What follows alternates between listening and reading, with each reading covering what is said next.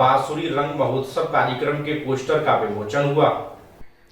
श्री गंगा लोक कल्याण सेवा संस्थान के सांस्कृतिक प्रकल्प बांसुरी के तत्वाधान में तृतीय राष्ट्रीय नृत्य एवं नाटक महोत्सव बांसुरी रंग महोत्सव 2023 के पोस्टर विमोचन का मुख्य अतिथि उप सभापति नगर निगम द्वारा किया गया।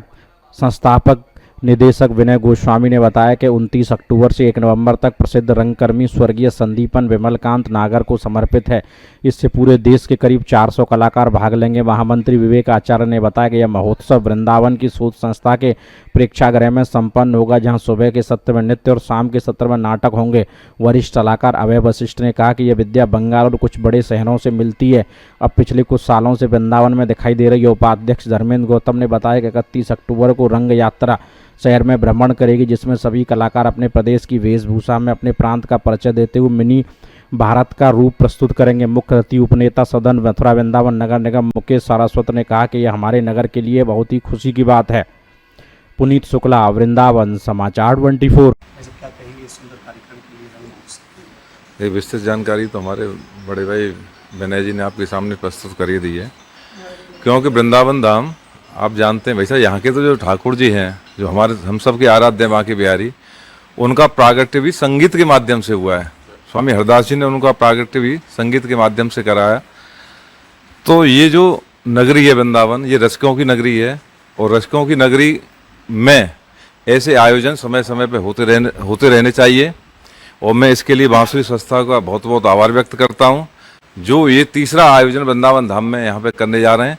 तो मेरा इस आयोजन आपके चैनल के माध्यम से सभी से करबद्ध निवेदन है, सभी ब्रजवासियों से, कि इसका भरपूर आनंद उठाएं और इस संस्था का भरपूर सहयोग करें।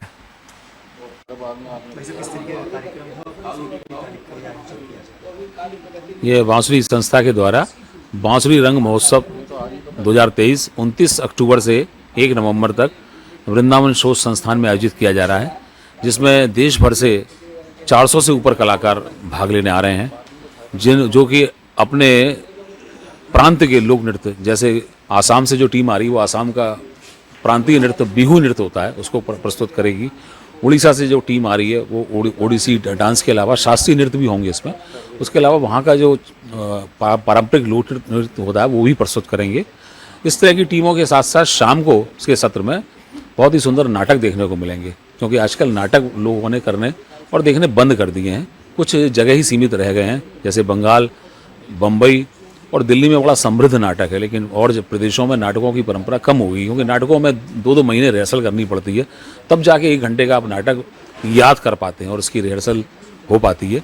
इसलिए ऐसे दल भी आ रहे हैं जो यहाँ पर प्रतिदिन 5 नाटक यहाँ होंगे, जो 45 मिनट से लेकर 1 घंटे के बीच में होंगे। साथ में एकल अभिनय कुछ प्रतियोगिता हैं और एकल नृत्य प्रतियोगिता हैं। बाकी जितने भी ग्रुप हैं वो सारे समारोह के रूप में है, चाहे वो लोक नृत्य ग्रुप में समूह में है या समूह शास्त्रीय नृत्य है या नाटक है, इस तरह के वो समारोह के रूप में होंगे। 4 दिन आपको देश भर की संस्कृति का दर्शन एक ही जगह वृंदावन शोध संस्थान के मंच पर देखने को मिलेगा। और 31 तारीख को यानी कि तीसरे दिवस हमारी रंग यात्रा निकलेगी, जो कि हरी पैलेस पापड़ी चौराहे, जहाँ के हमने रंगराम रुकने का स्थान बनाया है टीमों के लिए, वहाँ से प्रारंभ होगी और परशुराम पार्क विद्यापीठ चौराहे के पास वहाँ तक ये जाएगी। उस रंग यात्रा में सब अपने अपने प्रांत की वेशभूषा पहनकर अपने अपने लोक नृत्य और लोकगीतों का प्रदर्शन करते हुए जब सड़कों पर चलेंगे, तो वृंदावन में कान्हा की नगरी में एक मिनी भारत का रूप दिखाई देगा, भारत की संस्कृति का एक मिनी रूप दिखाई देगा। भारत के विभिन्न प्रांतों के, विभिन्न भाषाओं के, विभिन्न बोलियों के, विभिन्न संस्कारों के, विभिन्न त्योहारों के प्रांत अपने प्रस्तुति यहाँ पर करेंगे। विनय जी, रंग महोत्सव ही इस कार्यक्रम का नाम क्यों रखा है? कुछ विशेष इस रंग महोत्सव के नाम को लेकर के?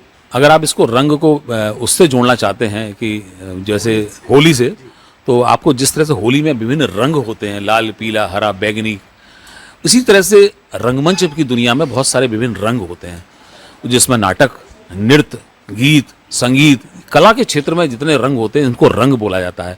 और रंग को करने वाला रंगकर्मी होता है, क्योंकि सबसे कठिन अगर विधा है तो वो रंगकर्म यानी कि नाटक है, जिसमें नृत्य भी होता है। अगर कहीं कोई ऐसा नाटक है जिसमें नृत्य भी हो, ऐसा संगीत में नाटक भी होते हैं जिसमें पूरा नाटक संगीत में होता है। और ब्रज में तो आप जानते हैं नौटंकी, स्वांग, ढोला, गवार, बहरे तबील, चौबोला, ये सारी चीज़ें हमारे लोक नाट्य की विधा हैं, जिसमें गायकी के द्वारा प्रस्तुतिकरण होता है लोक नाट्य का। तो नाटक ऐसी विधा है जो सबसे कठिन मानी जाती है इन सब विधाओं में से। उसमें इसलिए इसका नाम रंग बोला जाता है कि इसमें विभिन्न रंग हैं, नृत्य के, गीत के, संगीत के, नाटक के, इसलिए विभिन्न रंग, जैसे होली के रंग होते हैं, ऐसी इसमें प्रस्तुति के विभिन्न रंगों को मिलाकर एक रंग महोत्सव हो रहा है जिसमें सारे रंग मिले हुए हैं।